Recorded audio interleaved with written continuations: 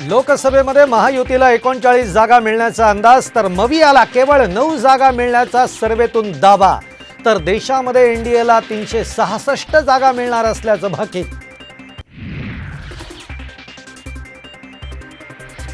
मंत्रिपदासाठी उद्धव ठाकरेंनी 1 कोटी मागितले, पैसे न दिल्यामुळे मंत्रिपद गेलं. दीपक केसरकरांचा पुन्हा उद्धव ठाकरेंवर गंभीर आरोप.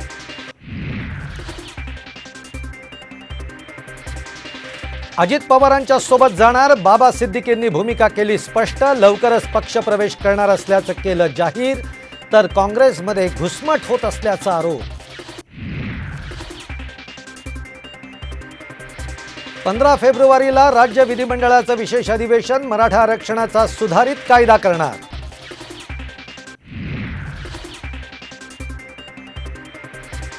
आम्हाला आरक्षण दिलं नाही तर मंडल आयोगाला चॅलेंज करणार, जरांगेंचं वक्तव्य. तर जरांगे खरे पाटील असतील तर त्यांनी चॅलेंज करावं, भुजबळांचं आव्हान.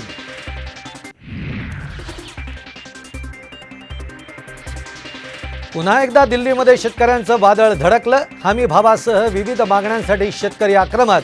आंदोलन रोखण्यासाठी पोलिसांकडून कलम 144 लागू.